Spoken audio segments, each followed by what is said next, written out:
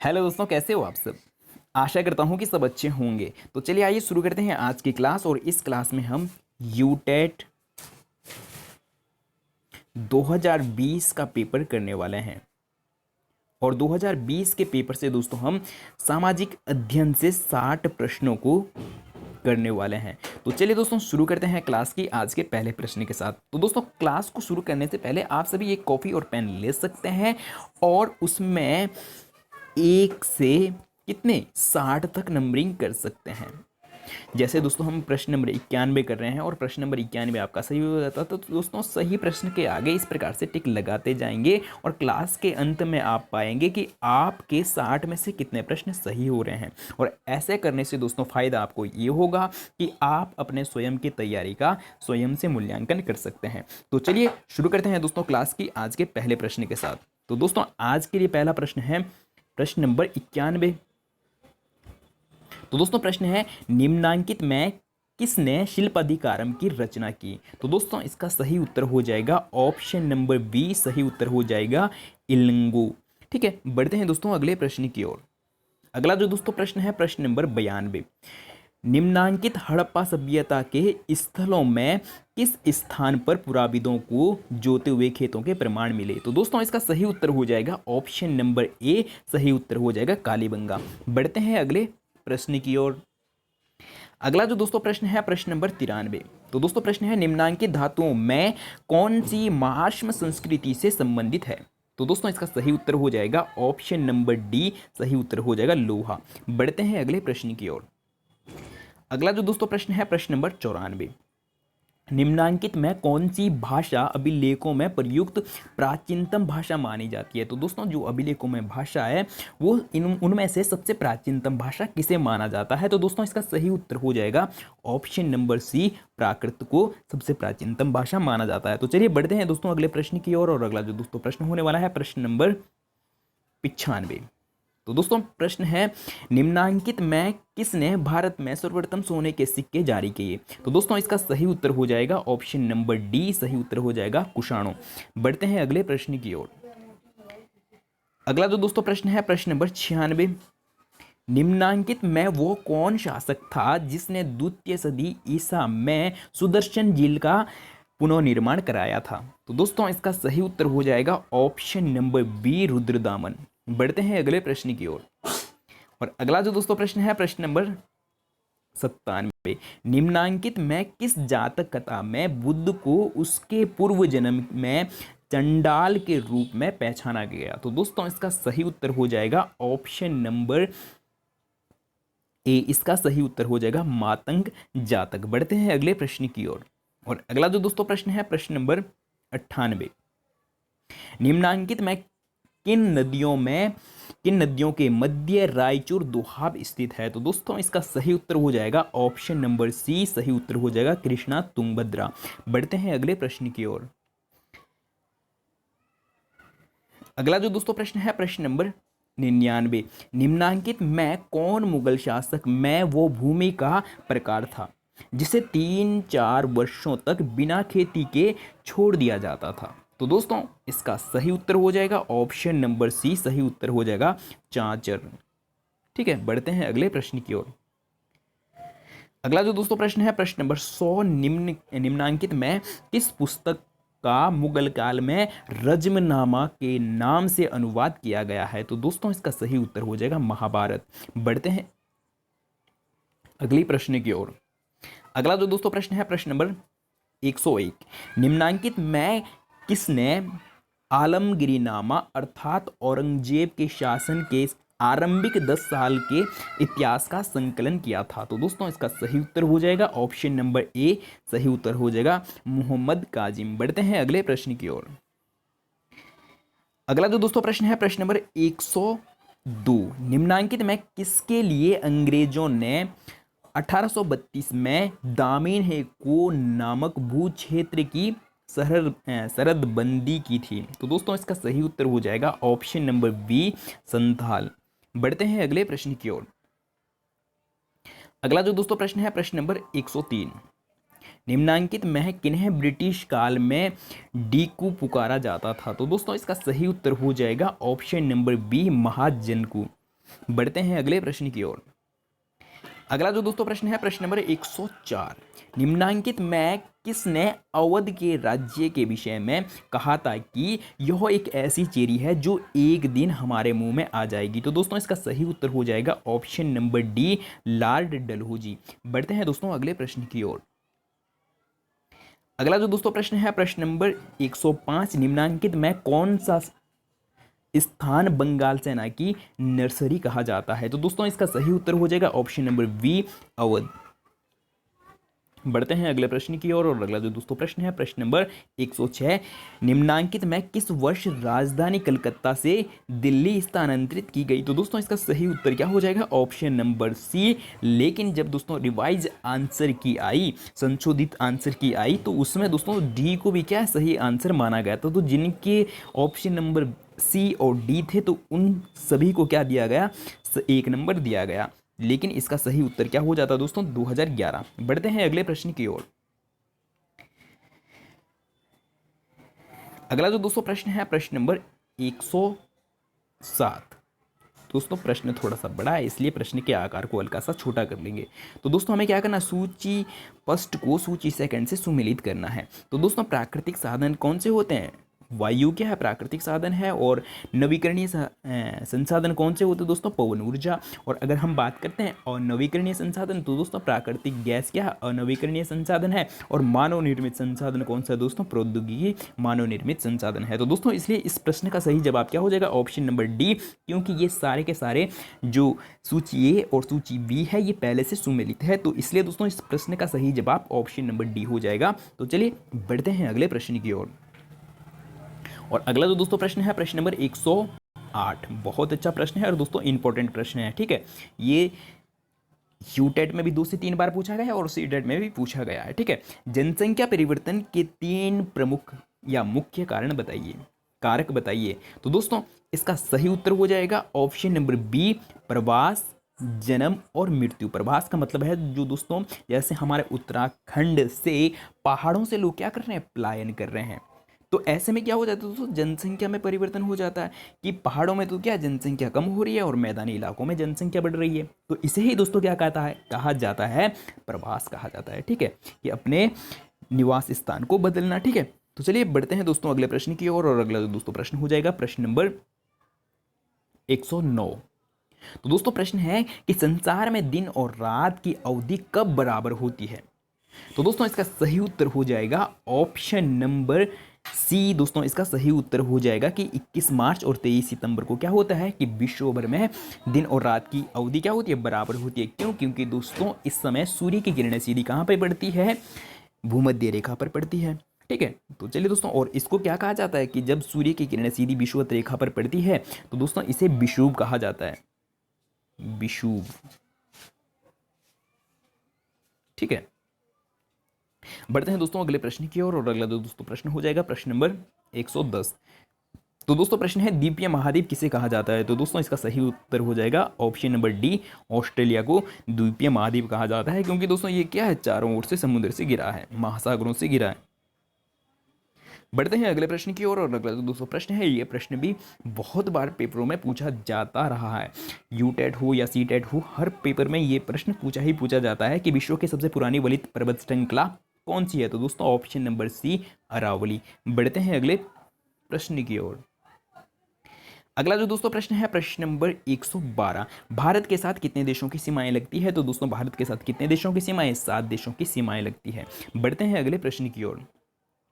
और अगला जो दोस्तों प्रश्न है प्रश्न नंबर 113। तो दोस्तों प्रश्न थोड़ा बड़ा है इसलिए प्रश्न के आकार को हल्का सा हम क्या कर लेंगे, छोटा कर लेंगे। तो दोस्तों प्रश्न है निम्नांकित में कौन सा कथन सत्य है, कूट का चयन करें, ठीक है। तो दोस्तों अगर हम बात करते हैं रेगिस्तान केवल गर्म होते हैं, तो बिल्कुल नहीं कि रेगिस्तान गर्म ही गर्म होते हैं, ठंडे भी होते हैं, ठीक है। और रेगिस्तान केवल ठंडे होते हैं, ये भी बिल्कुल गलत हो जाएगा। तो दोस्तों लद्दाख एक प्रकार का रेगिस्तान है, बिल्कुल सही बात है। और सारा भी एक प्रकार का रेगिस्तान है, बिल्कुल सही बात है। तो दोस्तों इसलिए जहाँ पे हमें दिया गया कि 3 और 4, ठीक है, तो 3 और 4 किस में दिया गया है दोस्तों, ऑप्शन नंबर बी सत्य उत्तर हो जाएगा। तो चलिए दोस्तों बढ़ते हैं अगले प्रश्न की ओर। और अगला जो दोस्तों प्रश्न हो जाएगा प्रश्न नंबर 114। तो दोस्तों प्रश्न है अमेजन नदी के बारे में कौन सा कथन सत्य नहीं है? तो दोस्तों अमेजन के बारे में कौन सा कथन सत्य नहीं है? तो ऑप्शन ए है कि यह कर्क और मकर रेखा के बीच स्थित है, बिल्कुल सत्य बात है। और यह विश्व की सबसे लंबी नदी नहीं है, तो दोस्तों बिल्कुल सही बात है कि यह विश्व की सबसे लंबी नदी नहीं है, क्योंकि दोस्तों विश्व की सबसे लंबी नदी कौन सी है? नील नदी है, बिल्कुल ये भी बात सही है। और यह शीतोष्ण कटिबंधीय में स्थित नहीं है, तो दोस्तों शीतोष्ण कटिबंधीय में कहाँ से स्थित हो जाएगी? जब ये क्या मकर रेखा और कर्क रेखा के मध्य है। तो दोस्तों मकर रेखा और कर्क रेखा के मध्य जो दोस्तों क्या होगा? उष्ण कटिबंधीय क्षेत्र होगा, तो ये बात भी बिल्कुल सत्य है।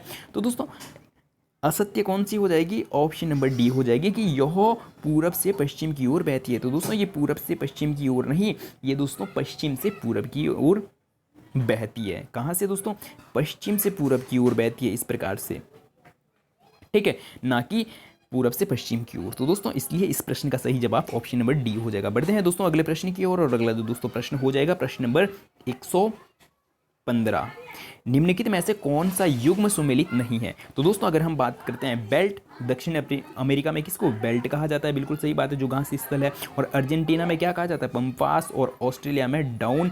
और स्टेपी मध्य एशिया में। तो दोस्तों बिल्कुल अगर हम बात करते हैं कि असत्य कौन सा है, ऑप्शन नंबर सी असत्य गलत है, मतलब गलत है, ठीक है। और डी भी सही है, बी भी सही है, ठीक है। ये जो सी है, सी क्या है? सुमेलित नहीं है। बढ़ते हैं अगले प्रश्न की ओर। प्रश्न नंबर 116, ज्वार भाटा का कारण है सूर्य की गुरुत्वाकर्षण शक्ति, सुनामी और चंद्रमा, और सूर्य के गुरुत्वाकर्षण शक्ति और केवल चंद्रमा के गुरुत्वाकर्षण शक्ति। तो दोस्तों इसका सही उत्तर हो जाएगा ऑप्शन नंबर सी सही उत्तर हो जाएगा। चंद्रमा एवं सूर्य के गुरुत्वाकर्षण शक्ति के कारण क्या आते हैं दोस्तों? ज्वार भाटा आते हैं। तो बढ़ते हैं अगले प्रश्न की ओर। अगला जो दोस्तों प्रश्न है प्रश्न नंबर 117, गरजती चालीसा का संबंध। तो दोस्तों गरजती चालीसा का संबंध किससे है? ऑप्शन नंबर डी सत्य उत्तर हो जाएगा कि दक्षिणी गोलार्ध में पछुआ हवाओं से है। तो बढ़ते हैं दोस्तों अगले प्रश्न की ओर, और इसका सही उत्तर ऑप्शन नंबर डी हो जाएगा। अगला प्रश्न है जापान का मानचेस्टर किसे कहा जाता है? तो दोस्तों इसका सही उत्तर हो जाएगा ऑप्शन नंबर ए सही उत्तर हो जाएगा ओसाका। बढ़ते हैं अगले प्रश्न की ओर। अगला जो दोस्तों प्रश्न है प्रश्न नंबर 119। प्रश्न थोड़ा बड़ा है, प्रश्न के आकार को छोटा कर लेंगे। तो दोस्तों अभी कथन है ए है कि ऊंचाई के साथ तापमान में कमी आती है, और तर्क दिया जा रहा है कि ऊंचाई के साथ वायुमंडल में घनत्व क्या होता है? भिन्नता आती है। तो दोस्तों बिल्कुल सही बात है कि जैसे जैसे ऊंचाई में तापमान की कमी आती है, तो तापमान में कमी इसलिए आती है क्योंकि ऊंचाई के साथ वायुमंडल के घनत्वों में क्या आती है? भिन्नता आती है। तो दोस्तों क्योंकि का संबंध बन रहा है, और अगर क्योंकि का संबंध बन रहा है तो दोस्तों ए आर की सही व्याख्या करता है। तो दोस्तों हमें दिया गया है कि ए और आर दोनों सत्य है, और आर ए की सही व्याख्या करता है। तो दोस्तों इसलिए इस प्रश्न का सही जवाब क्या हो जाएगा? ऑप्शन नंबर ए सही उत्तर हो जाएगा। बढ़ते हैं दोस्तों अगले प्रश्न की ओर, और अगला जो दोस्तों प्रश्न होने वाला है प्रश्न नंबर 120। तो दोस्तों प्रश्न है कौन सा विकल्प जनसंख्या घनत्व के सही आरोह क्रम में है? तो दोस्तों आरोह क्रम का मतलब है कि सबसे पहले क्या है? सबसे छोटा, और फिर उसके बाद बड़ा बड़ा, ठीक है। इस प्रकार से बताना है कि सबसे कम जनसंख्या कहाँ है, उसके बाद उसके ज़्यादा कहाँ है, और सबसे अधिक कहाँ है, तो सबसे अधिक वाला सबसे लास्ट में आएगा, ठीक है। तो दोस्तों इसका आरोह क्रम की बात करते हैं, तो दोस्तों ऑप्शन नंबर सी इसका सही उत्तर हो जाएगा कि दक्षिण पूर्वी एशिया और दक्षिण मध्य एशिया। दक्षिण मध्य एशिया में दोस्तों जनसंख्या सबसे अधिक है, ठीक है। चलिए बढ़ते हैं अगले प्रश्न की ओर। अगला जो दोस्तों प्रश्न है प्रश्न नंबर 121। तो दोस्तों प्रश्न है इनमें से कौन सा प्रमुख यामोत्तर है? तो दोस्तों इसका सही उत्तर हो जाएगा इनमें से प्रमुख यामोत्तर कौन सा हो जाएगा? 0 डिग्री देशांतर। और ये दोस्तों विषुवत रेखा है, भूमध्य रेखा, और इसको दोस्तों क्या कहते हैं? पूर्वी देशांतर और पश्चिमी देशांतर। ये दोस्तों एक ही रेखा होती है, इसे क्या कहा जाता है? तिथि रेखा कहा जाता है, ठीक है। तो चलिए बढ़ते हैं दोस्तों अगले प्रश्न की ओर। और 0 डिग्री देशांतर को ही दोस्तों क्या कहा जाता है? समय रेखा भी कहा जाता है। तो चलिए बढ़ते हैं अगले प्रश्न की ओर, और अगला तो दोस्तों प्रश्न हो जाएगा प्रश्न नंबर 122। तो दोस्तों प्रश्न है निम्नलिखित में से कौन सा थीमेटिक मानचित्र है? तो दोस्तों थीमेटिक मानचित्र कौन सा है? तो दोस्तों इसका सही उत्तर हो जाएगा ऑप्शन नंबर बी सही उत्तर हो जाएगा कि वर्षा का वितरण, जिसमें हम करते हैं वर्षा का वितरण और उद्योगों और वनों को जिसमें हम दर्शाते हैं तो किस में दर्शाते हैं दोस्तों, थीमेटिक मानचित्र में दर्शाते हैं। तो दोस्तों मानचित्र कितने, 3 प्रकार के होते हैं, भौतिक मानचित्र, राजनीतिक मानचित्र और थीमेटिक मानचित्र। बढ़ते हैं दोस्तों अगले प्रश्न की ओर, और अगला दोस्तों प्रश्न होने वाला है प्रश्न नंबर 123। तो दोस्तों प्रश्न है, इनमें से कौन व्याख्यान विधि का गुण नहीं है। तो दोस्तों इनमें से कौन सा व्याख्यान विधि का गुण नहीं है। तो दोस्तों इसका सही जवाब क्या हो जाएगा, ऑप्शन नंबर डी सही उत्तर हो जाएगा कि बालक केंद्रित नहीं होती है दोस्तों व्याख्यान विधि। व्याख्यान विधि कैसी होती है, टीचर केंद्रित होती है, अध्यापक केंद्रित होती है। बाकी तीनों के तीनों क्या है, ये सही है, लेकिन ऑप्शन नंबर डी क्या है, ये इसके संबंध में गलत है और हमें गलत पूछा गया है, तो इसलिए दोस्तों गलत ही सही हो जाएगा। तो चलिए दोस्तों बढ़ते हैं अगले प्रश्न की ओर, और अगला जो दोस्तों प्रश्न होने वाला है प्रश्न नंबर 124। तो दोस्तों प्रश्न है, सामाजिक विज्ञान शिक्षण की किस विधि में छात्र विशिष्ट से सामान्य की ओर अग्रसर होता है। तो दोस्तों इसका सही उत्तर हो जाएगा, आगमन विधि में क्या करता है, छात्र विशिष्ट से सामान्य की ओर अग्रसर होता है। तो चलिए दोस्तों बढ़ते हैं अगले प्रश्न की ओर, और अगला जो दोस्तों प्रश्न है प्रश्न नंबर 125। हर्बर्ट उपागम किससे संबंधित है। तो दोस्तों हमें ऑप्शन दिए गए हैं कि प्रोजेक्ट विधि, भ्रमण विधि और पाठ योजना विधि और स्रोत विधि। तो दोस्तों इसका सही उत्तर हो जाएगा ऑप्शन नंबर सी, हर्बर्ट विधि किससे संबंधित है दोस्तों, पाठ योजना से संबंधित है। बढ़ते हैं दोस्तों अगले प्रश्न की ओर, और अगला जो दोस्तों प्रश्न होने वाला है प्रश्न नंबर 126। तो दोस्तों प्रश्न है, सामाजिक अध्ययन शिक्षण में छात्र व्यवहारिक ज्ञान प्राप्त करता है। तो दोस्तों इसका सही जवाब हो जाएगा ब्राह्मण, क्षेत्रीय ब्राह्मण द्वारा क्या करता है, छात्र व्यवहारिक ज्ञान प्राप्त करता है। तो चलिए बढ़ते हैं अगले प्रश्न की ओर, और अगला जो दोस्तों प्रश्न होने वाला है प्रश्न नंबर 127। सामाजिक विज्ञान किससे संबंधित है। तो दोस्तों इसका सही जवाब हो जाएगा ऑप्शन नंबर डी सही जवाब हो जाएगा कि माल निर्माण से भी है और आजीविका के साधन से भी है और आपूर्ति और खपत से भी है। तो दोस्तों इसलिए इस प्रश्न का सही जवाब हो जाएगा ऑप्शन नंबर डी। बढ़ते हैं अगले प्रश्न की ओर। अगला जो दोस्तों प्रश्न है प्रश्न नंबर 128। निम्नलिखित में कौन सामाजिक अध्ययन पढ़ाने के उद्देश्य नहीं है। तो दोस्तों निम्न में से कौन सा सामाजिक विज्ञान पढ़ाने का उद्देश्य नहीं होता है। तो दोस्तों इसका सही जवाब हो जाएगा ऑप्शन नंबर सी, इसका सही जवाब हो जाएगा कि अच्छी तरह से स्कोरिंग। तो बच्चे को दोस्तों आपने क्या रटन तो नहीं बनाना कि भैया परीक्षा में क्या आप बस नंबर ज़्यादा ला दो, व्यवहारिक ज्ञान आपका 0 है। तो ऐसा नहीं करना है दोस्तों, ज़्यादा से ज़्यादा छात्र को क्या करना है, आपको व्यवहारिक ज्ञान देना है, रटन तो नहीं बनाना है या ज़्यादा स्कोरिंग वाला नहीं बनाना है कि भैया 100 में से 100% लाना है या 100 में से 95% लाना है, ऐसा नहीं बनाना है। छात्र को ज़्यादा से ज़्यादा क्या हो दोस्तों, व्यवहारिक ज्ञान होना चाहिए। तो चलिए बढ़ते हैं दोस्तों आगे की ओर, और अगला प्रश्न हो जाएगा प्रश्न नंबर 129। तो दोस्तों प्रश्न है, पर्यावरण शिक्षा को स्कूलों में पढ़ाया जाना चाहिए क्योंकि। तो दोस्तों इसका सही जवाब हो जाएगा ऑप्शन नंबर बी, यह जीवन का महत्वपूर्ण हिस्सा है। तो दोस्तों पर्यावरण क्या है, जीवन का महत्वपूर्ण हिस्सा है, इसलिए पर्यावरण को स्कूल में एक विषय के रूप में पढ़ाया जाता है। तो चलिए दोस्तों बढ़ते हैं अगले प्रश्न की ओर, और अगला जो दोस्तों प्रश्न होने वाला है प्रश्न नंबर 130। तो दोस्तों प्रश्न है, प्रारंभिक स्तर पर इतिहास शिक्षण का सबसे महत्वपूर्ण और प्रभावी तरीका है। तो दोस्तों इसका सही जवाब हो जाएगा ऑप्शन नंबर ए, कहानी कथन पद्धति। बढ़ते हैं दोस्तों अगले प्रश्न की ओर। अगला जो दोस्तों प्रश्न है प्रश्न नंबर 131। तो प्रश्न है साथियों, सामाजिक अध्ययन के अंतर्गत भूगोल शिक्षण से संबंधित विविध प्रकार की मिट्टियों के नमूने रखे जाते हैं। तो दोस्तों सामाजिक अध्ययन के अंतर्गत जो भूगोल शिक्षण है, भूगोल शिक्षण में जो दोस्तों मिट्टियों के विविध नमूने रखे जाते हैं वो कहाँ रखे जाते हैं। तो दोस्तों इसका सही जवाब हो जाएगा ऑप्शन नंबर बी, भूगोल संग्रहालय में रखे जाते हैं। बढ़ते हैं साथियों अगले प्रश्न की ओर। अगला जो दोस्तों प्रश्न है प्रश्न नंबर 132, भौगोलिक यात्राएं। तो दोस्तों भौगोलिक यात्रा के अंतर्गत दोस्तों क्या हो जाएगा, ऑप्शन नंबर सी सही उत्तर हो जाएगा क्रियात्मक सामग्री। बढ़ते हैं अगले प्रश्न की ओर। अगला जो दोस्तों प्रश्न है प्रश्न नंबर 133, संविधान सभा द्वारा किस स्थिति को संविधान अपनाया गया। तो दोस्तों इसका सही जवाब हो जाएगा ऑप्शन नंबर सी सही उत्तर हो जाएगा नवंबर 26 नवंबर 1949 को। बढ़ते हैं अगले प्रश्न की ओर। अगला जो दोस्तों प्रश्न हो जाएगा, संसाधनक शासन व्यवस्था में व्यवस्थापिका कार्यपालिका शक्ति रहती है? तो दोस्तों किसके पास रहती है? संसद, राजा या नौकरशाही या मंत्रिमंडल? तो दोस्तों इसका सही जवाब क्या हो जाएगा? ऑप्शन नंबर डी, मंत्री परिषद के पास रहती है। ठीक है, बढ़ते हैं अगले प्रश्न की ओर। और अगला जो दोस्तों प्रश्न हो जाएगा प्रश्न नंबर 135। भारतीय नागरिकों की 6 स्वतंत्रताएं रखी गई है। तो दोस्तों इसका सही जवाब हो जाएगा ऑप्शन नंबर बी। तो दोस्तों भारतीय नागरिकों की 6 स्वतंत्रताएं किसमें? अनुच्छेद 19 के अंतर्गत रखी गई है, जैसे अभिव्यक्ति की स्वतंत्रता। ठीक है, तो चलिए बढ़ते हैं दोस्तों अगले प्रश्न की ओर। और अगला जो दोस्तों प्रश्न हो जाएगा प्रश्न नंबर 136। तो दोस्तों प्रश्न है, मौलिक अधिकारों पर युक्ति संगत रोक लगाने के लिए संविधान में किस संस्था को अधिकृत किया गया है? तो दोस्तों राष्ट्रपति, सर्वोच्च न्यायालय, संसद और इनमें से कोई नहीं। तो दोस्तों इसका सही जवाब हो जाएगा ऑप्शन नंबर सी, संसद। ठीक है, ऐसे तो दोस्तों हमारे मौलिक अधिकार को नहीं रोका जा सकता, लेकिन युक्ति संगत किसी कारणवश, जैसे गृह युद्ध हो गया या आपातकाल हो गया, ठीक है, इस प्रकार के समय हमारे जो अधिकार हैं, अधिकारों को क्या युक्ति संगत रोका जा सकता है। तो कौन है कौन? ठीक है, तो दोस्तों संसद। तो बढ़ते हैं दोस्तों अगले प्रश्न की ओर। और अगला जो दोस्तों प्रश्न है प्रश्न नंबर 137।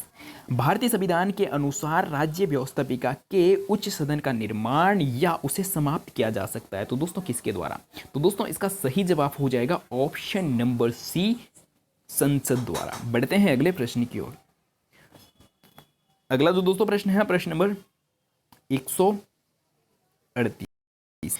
तो दोस्तों प्रश्न है, सर्वप्रथम संसदात्मक सरकार किस देश में आरंभ की गई? तो दोस्तों इसका सही जवाब हो जाएगा ऑप्शन नंबर बी। इसका सही जवाब हो जाएगा दोस्तों ऑप्शन नंबर बी, सही जवाब हो जाएगा ग्रेट ब्रिटेन, यूके में। बढ़ते हैं साथियों अगले प्रश्न की ओर। और अगला जो दोस्तों प्रश्न होने वाला है प्रश्न नंबर 139। तो दोस्तों प्रश्न है, सर्वोच्च न्यायालय द्वारा राष्ट्रपति को दिया गया परामर्श बाध्यकारी है या बाध्यकारी नहीं है, या ए और बी दोनों, और ना तो ए ना तो बी? तो दोस्तों इसका सही जवाब हो जाएगा कि जो सर्वोच्च न्यायालय द्वारा राष्ट्रपति को परामर्श दिया जाता है तो राष्ट्रपति उसके लिए बाध्यकारी नहीं होता है, क्योंकि दोस्तों राष्ट्रपति भारत का क्या है? सर्वोच्च नागरिक है। तो वो परामर्श तो ले सकता है, लेकिन उस परामर्श पे बाध्यकारी नहीं होता है। तो दोस्तों इसलिए इस प्रश्न का सही जवाब ऑप्शन नंबर बी हो जाएगा। बढ़ते हैं अगले प्रश्न की ओर। अगला जो दोस्तों प्रश्न है प्रश्न नंबर 140। तो दोस्तों प्रश्न है, भारत के सर्वोच्च न्यायालय ने संविधान के आधारभूत ढांचे के सिद्धांत को स्पष्ट किया। तो दोस्तों इसका सही जवाब हो जाएगा option number B, Keshavananda Bharati 1973। बढ़ते हैं अगले प्रश्न की ओर। अगला जो दोस्तों प्रश्न है प्रश्न नंबर 141 की भारत में किस तिथि को सूचना का अधिकार लागू किया गया? तो दोस्तों किस तिथि को सूचना का अधिकार लागू किया गया था?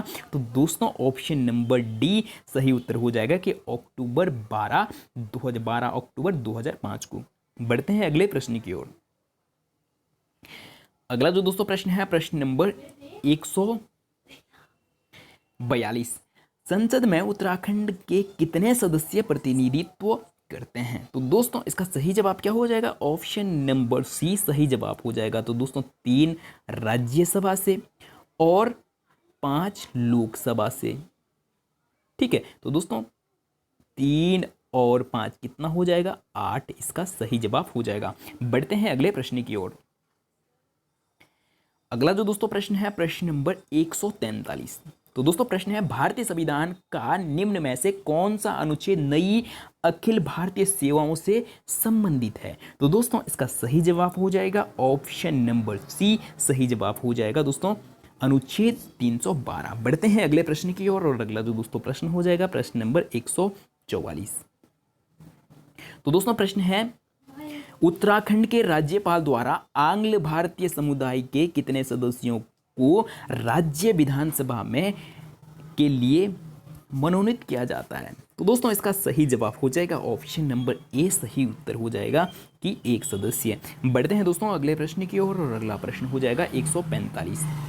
तो दोस्तों प्रश्न है, एक ग्राम प्रधान बनने हेतु न्यूनतम आयु कितनी होनी चाहिए? तो दोस्तों एक ग्राम प्रधान बनने के लिए कितना न्यूनतम आयु कितनी होनी चाहिए दोस्तों?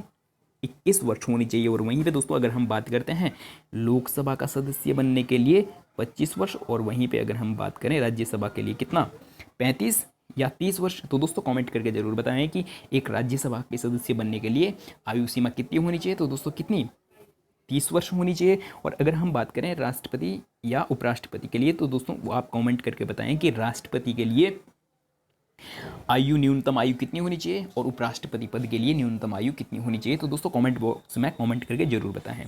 बढ़ते हैं दोस्तों अगले प्रश्न की ओर। और अगला दोस्तों प्रश्न है प्रश्न नंबर 146। 74वें संविधान संशोधन अधिनियम के प्रावधानों के तहत नगरीय क्षेत्रों के प्रशासन को कितने भागों में बांटा गया। तो दोस्तों इस प्रश्न का सही जवाब हो जाएगा ऑप्शन नंबर बी, सही उत्तर हो जाएगा 3 भागों में बांटा गया है। तो चलिए बढ़ते हैं अगले प्रश्न की ओर। अगला जो दोस्तों प्रश्न है प्रश्न नंबर 147। पंचायत राज संस्थाओं में प्रारंभ में महिलाओं को कितने प्रतिशत आरक्षण प्रदान किया गया था। तो दोस्तों इसका सही जवाब हो जाएगा ऑप्शन नंबर बी, सही उत्तर हो जाएगा कि प्रारंभ में कितना 33% था। तो चलिए बढ़ते हैं दोस्तों अगले प्रश्न की ओर। और अगला जो दोस्तों प्रश्न हो जाएगा प्रश्न नंबर 48। तो दोस्तों प्रश्न है कि भारत के संविधान की 12वीं अनुसूची में कितने विषय हैं। तो दोस्तों 12वीं अनुसूची में कितने विषय हैं, तो इसके लिए ऑप्शन नंबर ए सही उत्तर हो जाएगा 18। और वहीं पे दोस्तों हम बात करें 11वीं अनुसूची, तो 11वीं अनुसूची में दोस्तों कितने विषय हैं, तो उसके लिए ऑप्शन नंबर डी सही उत्तर हो जाता। तो चलिए दोस्तों बढ़ते हैं अगले प्रश्न की ओर। और अगला जो दोस्तों प्रश्न हो जाएगा प्रश्न नंबर 149। प्रश्न है निम्नलिखित में से कौन सा सामाजिक अध्ययन या सामाजिक विज्ञान के प्रमुख शिक्षण विधि नहीं है। तो दोस्तों व्याख्या विधि भी है, प्रयोगशाला विधि भी है और प्रयोजन विधि भी है। तो दोस्तों गृह कार्य विधि नहीं है। ठीक है, तो चलिए बढ़ते हैं दोस्तों अगले प्रश्न की ओर। और अगले प्रश्न को करने से पहले दोस्तों अगर आप हमारे सारथी कोचिंग सेंटर में पहली बार हो तो चैनल को सब्सक्राइब और वीडियो को लाइक करना ना भूलें। तो दोस्तों सारथी कोचिंग सेंटर में क्या एनसीईआरटी फिल्टर क्लास की सीरीज शुरू की जा रही है और उसकी दोस्तों अभी तक कितनी 2 क्लासें हो गई है। तो अगर आपने उन क्लासों को नहीं देखा है तो उस क्लास की लिंक मैं इस वीडियो के डिस्क्रिप्शन बॉक्स में डाल दूंगा, आप वहां से जाकर देख सकते हैं। और साथियों अगर आपको प्रीवियस ईयर क्वेश्चन पेपर या जो एनसीईआरटी फिल्टर सीरीज है और उसकी पीडीएफ चाहिए तो दोस्तों उसके लिए आप हमारे सारथी कोचिंग सेंटर के टेलीग्राम चैनल को ज्वाइन कर सकते हैं और वहाँ पे दोस्तों ये सब चीज़ें आपको मिल जाएगी। और जो दोस्त क्या नहीं करते हैं, टेलीग्राम को नहीं चलाते हैं, जिनके पास टेलीग्राम चैनल नहीं है, तो दोस्तों वो हमारे इस व्हाट्सएप नंबर पर क्या कर सकते हैं, मैसेज कर सकते हैं। तो दोस्तों उनको ओहो नंबर गलत हो गया है 9808936634। तो दोस्तों इस नंबर पे आप क्या कर सकते हैं, मैसेज कर सकते हैं यूटेट के नाम से।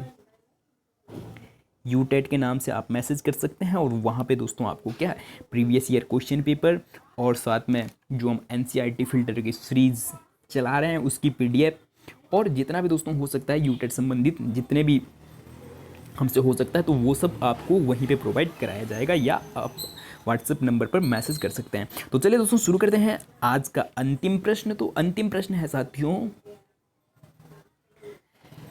सामाजिक अध्ययन के लिए निम्न में से कौन सी अनुदेशनात्मक सामग्री प्रयोग में की जा सकती है या की जाती है। तो दोस्तों इसका सही उत्तर हो जाएगा श्यामपट्ट भी, बुलेटिन बोर्ड भी और फ्लानेल बोर्ड भी और उपरोक्त सभी। तो दोस्तों इसका सही जवाब क्या हो जाएगा, ऑप्शन नंबर डी इसका सही जवाब हो जाएगा, उपरोक्त सभी सत्य है। तो दोस्तों वीडियो में पूरा बने रहने के लिए बहुत बहुत धन्यवाद और इस प्रकार की और वीडियो देखने के लिए हमारे सारथी कोचिंग सेंटर चैनल को सब्सक्राइब और वीडियो को लाइक और साथ में दोस्तों इस क्लास को ज़्यादा से ज़्यादा अपने साथियों तक शेयर करना ना भूलें। और साथ में आप कॉमेंट करके बताएंगे कि आपको ये क्लास कैसी लगी और साथ में ये भी बताएंगे कि आपके 60 में से कितने प्रश्न सही हुए हैं, आपके दोस्तों 60 में से कितने प्रश्न सही हुए हैं, कमेंट करके जरूर बताएंगे। तो चलिए आज के लिए इतना ही। वीडियो में पूरा बने रहने के लिए बहुत बहुत धन्यवाद। मिलते हैं जल्दी ही इस प्रकार की नेक्स्ट वीडियो में।